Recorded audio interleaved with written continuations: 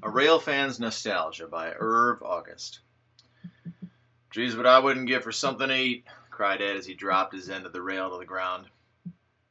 Same here, echoed Les, who had been carrying the other end of the rail. Well, I don't think there's much left after last night, I answered. No problem, I'll catch some fish, replied Les as he confidently strode to the car and got out his fishing pole. It was October 2nd, 1948. We were camped on the banks of Middle Quartz Creek below the famed Alpine tunnel. Darkness was rapidly approaching, and I was not as sure as Les that we would meet with any success. Nonetheless, I rummaged around in the ration box and found some salt pork, coffee, and bread. Nothing else. Les and Ed had been digging under a tree to find some worms. Got one, yelled Les, and it was soon in the frying pan. As soon as he threw the line in, he had a fish. They were really biting. It was getting dark, and someone had to hold a flashlight to bait the hook. Soon, it was so dark that the fish stopped biting, but by then, we had had our fill of fish sandwiches. When the bread was gone, we ate the rest of the fish like corn on the cob. That long-ago fall day had dawned clear and cool, and breakfast aside, we were on our way to Alpine Tunnel. My companions were Ed Haley, Everett Rohrer, and the late Les Logue. It wasn't just a sightseeing trip. We were after a piece of rail to help in the promotion of Mac Poor's book, The Denver, South Park, and Pacific, an ambitious undertaking of the Rocky Mountain Railroad Club. No wheeled vehicles could make it to the tunnel in those days. Numerous washouts and rock slides over the right-of-way made this impossible. So it was hike up and hike back. This we did.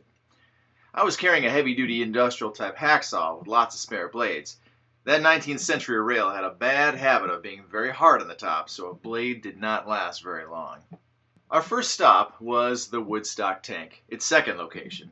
It was leaning quite badly, and I thought for sure that it would not last much longer. A short distance beyond was the foundations of the original site of the tank, destroyed in that massive snowslide of 1884. Then, around the 180-degree loop known as Sherrod Curve. Most of the ties were in place, but no rail. Soon we reached the Palisades. What a view to the west. This was a good place to rest and have a bite to eat. The Williams Pass Stage Road crossing was next. I was getting excited now as the end of track was just ahead. Rounding a curve, there was the rail. When it was torn up after the tunnel had been abandoned, this was as far as the track wreckers had gotten. We debated whether or not to cut rail here or wait until we had gotten closer to the tunnel.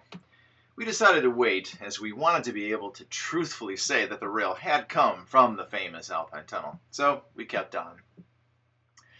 As we approached the buildings at Alpine Tunnel Station, I paused at the switch stand near the coal bunker to ponder the scene. On the left was the two-story boarding house, leaning a bit, but dominating the view.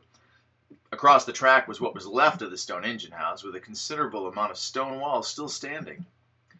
Beyond was the diminutive telegraph office and station, while, again across the track, the ruins of a stone building reputed to have been a hotel of sorts. What a place to have rented a room! In my mind, I conjured up what a busy place this must have been in its heyday.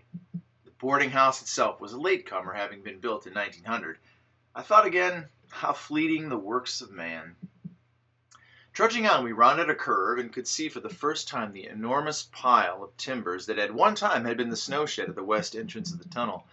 All the track was in place, right up to and into the tunnel itself. What is more, a short distance from the portal was a switch and track leading to a turntable. Plenty of rail here.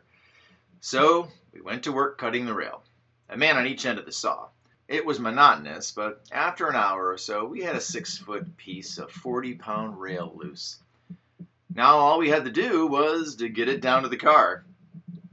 But before we left, we just had to go into the tunnel, look it over, take some pictures, and leave. Looking back at that caper from this distant point in time, it was no doubt a foolish thing to do, but in we went. We squeezed through the small opening on top of the slide rock that had nearly closed access, slid down the pile of rock inside, and we were in the tunnel. Everett would not go in. He said that he would be a lookout in case anything happened. Nice thought. Inside, the water had backed up to a depth of about 18 inches, and I hesitated. Wearing a brand new pair of Chippewa boots, I was not about to get them soaking wet. So guess what? Ed carried me piggyback through the water. Both ways. We took some photos, walked on, clambered over a rock fall, past the apex, and down to the east portal where the water had backed up just as at the west end.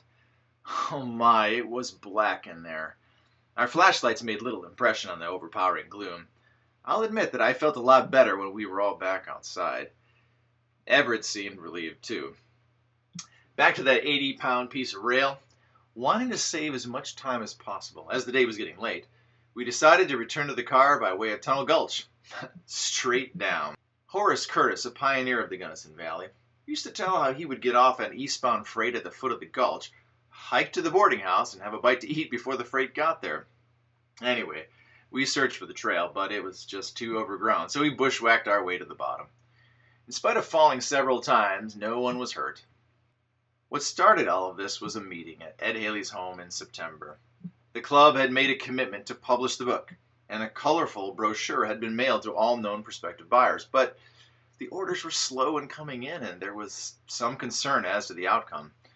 A book committee had been formed, and this was sparked by Ed Haley and Dick Kindig. I think that it is safe to say at this point that if it had not been for the uncounted hours that these two individuals unselfishly gave to the undertaking, the book would not have made it to completion.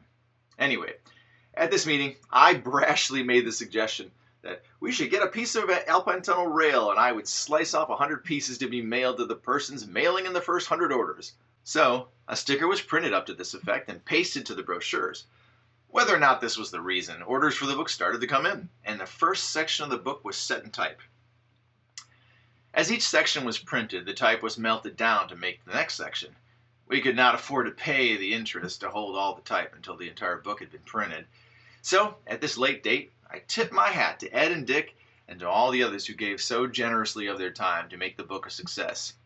Incidentally, before it was all over, I had cut and mailed over 500 pieces of rail.